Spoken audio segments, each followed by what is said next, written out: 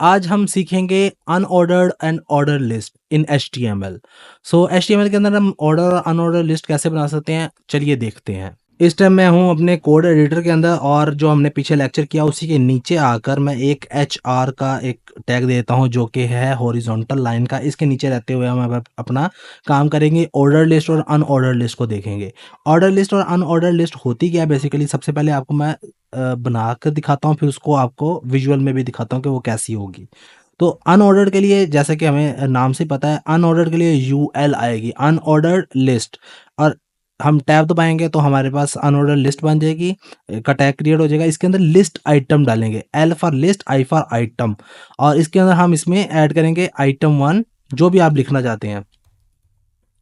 ठीक है, इसी तरीके से आइटम 2, आइटम 3, आइटम 2,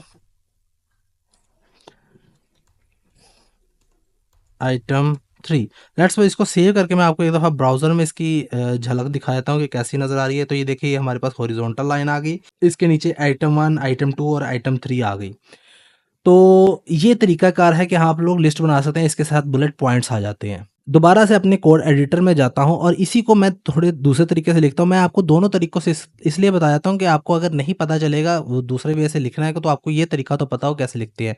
मुझे चाहिए यूएल के अंदर 5 लिस्ट आइटम्स, तो इन मल्टीप्लाई कर दूंगा उसको 5 से।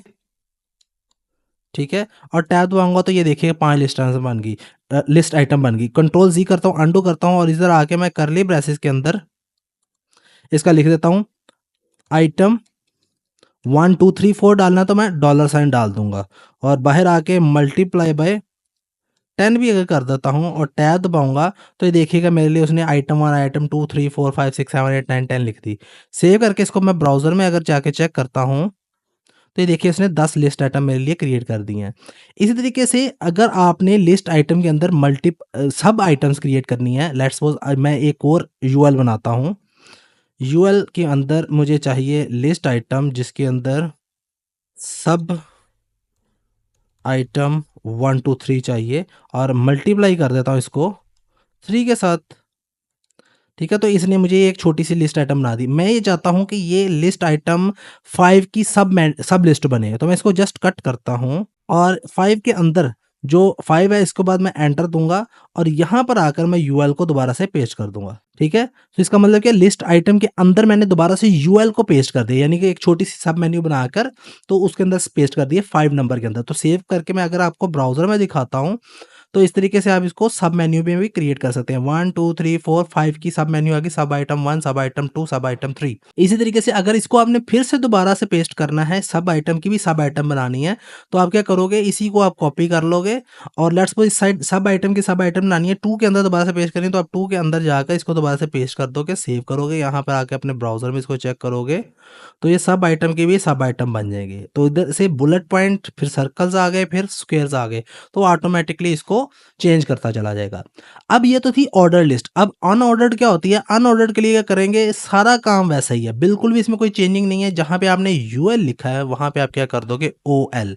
अगर आपने ओएल लिखा है ओपनिंग में तो क्लोजिंग में भी आपको ओएल करना पड़ेगा। अब देखें कि मैंने बाहर एक, ये ओएल मतलब ऑर्डर लिस्ट, बाहर ओएल है, अंदर मैंने अनऑर्डर्ड 2 लिस्ट बनाई है। सेव करके इसको एक दफा चेक करते हैं अपने ब्राउजर के अंदर, तो देखिए बाहर ऑर्डर लिस्ट का मतलब जिसका हमें ऑर्डर पता हो 1 2 3 4 5 6। और अब सब मेन्यू में क्या आ रहा है, सब लिस्ट के अंदर क्या आ रहा है, वही हमारा यूएल आ रहा है, अनऑर्डर लिस्ट। अगर आप उसको भी जाके ऑर्डर्ड कर देंगे तो आपको क्या कैसा रिजल्ट मिलेगा। अगर मैं इसको भी यूएल की जगह पर ओएल कर देता हूं और ओपनिंग में ओएल है तो क्लोजिंग में भी आपका ओएल ही आना चाहिए। सेव करके जैसे ही मैं इसको ब्राउजर में चेक करता हूं अपने, तो ये देखिएगा ऑर्डर लिस्ट और इस तरीके से फिर उसके अंदर भी आप ऑर्डर लिस्ट डालना चाहते हैं तो उसके उसको भी आप ओएल के साथ रिप्लेस कर सकते हैं। अब इसको करता हूँ मैं सेव और एक दफ़ा चेक कर लेते हैं अपने ब्राउज़र के अंदर, तो ये देखिए ये भी सब ऑर्डर में आ गया। तो इस तरीके से आप इसको चेंजिंग कर सकते हैं इसके अंदर। अब मैं इसको सारे को डिलीट करता हूँ, ये जो हमने सब मेन्यूज़ बनाई हैं इसको मैं फ़िलहाल के लिए डिलीट कर देता हूँ और इसको अपनी ओरिजिनल फॉर्मेट में ले आते हैं। ठीक है, सेव करके एक दफ़ा इसको फिर से हम चेक कर लेते हैं ब्राउज़र के अंदर, तो ये सब नॉर्मल लिस्ट में आ गया। अब यहाँ पर ये ओएल है तो उसकी डिटेल्स आ गई। मैं यहाँ पर चाहता हूँ टाइप इसकी चेंज करना। इसके अंदर एट्रीब्यूट है टाइप का। अब देखो टाइप लिखी, यहाँ पे देखिए कि 1 है, बाय डिफ़ॉल्ट इसकी 1 होती है कि 1 2 3 4। अगर आप कैपिटल ए लिखेंगे, सेव करेंगे, यहाँ पर आके इसको चेक करेंगे अपने कोड एडिटर में, तो एबीसी के साथ उसको वो रिप्लेस कर देगा। इस तरीके से अगर आप स्मॉल ए लिखेंगे तो स्मॉल एबीसी के साथ रिप्लेस कर देगा। अगर आप आई लिखेंगे तो स्मॉल रोमन गिनती के साथ इसको रिप्लेस कर देगा। जैसे कि यहाँ पे आपको एक दफ़ा चेक करवा देता हूँ, तो ये देखिएगा ये रोमन गिनती इसने लिख दी।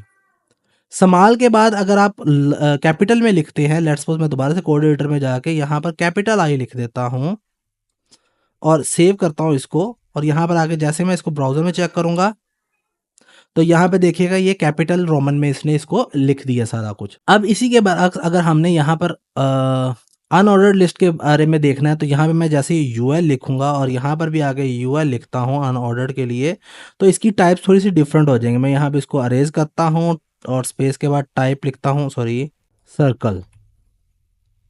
यहाँ पे सेव करके यहाँ पर आके मैं चेक करता हूँ, तो यहाँ पर ये सर्कल्स बन गए। अगर मैं ये ना लिखता, लेट्स सपोज मैं कोड में आके इसको ख़त्म ही कर देता हूँ, ये ना होता है अगर मेरे पास, सेव करता हूँ, तो बाय डिफ़ॉल्ट इसकी यहाँ पर डिस्क आती है। यहाँ पर डिस्क, इसको बोलते हैं डिस्क, ठीक है? बाय डिफ़ॉल्ट डिस्क है। अगर मैं इसको यहाँ पर आकर टाइप देकर सर्कल करूँ, वैसे डिस्क अगर लिखूँगा तो फिर कोई फ़र्क नहीं पड़ेगा, कोई चेंजिंग नहीं होगी। यहाँ पर आकर मैं चेक करता हूँ कोड एडिटर में, तो वैसे का वैसे ही है। तो बाय डिफ़ॉल्ट ये डिस्क होती है। अगर आप सर्कल करेंगे, जो कि आपको मैं दिखा चुका हूँ, स्क्वायर करेंगे तो स्क्वायर हो जाएगा। सॉरी, स्क्वायर के स्पेलिंग गलत लिख दिए, सेव। ठीक है, तो यहाँ पे ये स्क्वायर बन गए हैं। तो मुझे उम्मीद है कि आपको ऑर्डर लिस्ट और अनऑर्डर लिस्ट भी लिखनी आ गई है। अगर कोई क्वेश्चन हो तो कमेंट सेक्शन में आप लोग पूछ सकते हैं।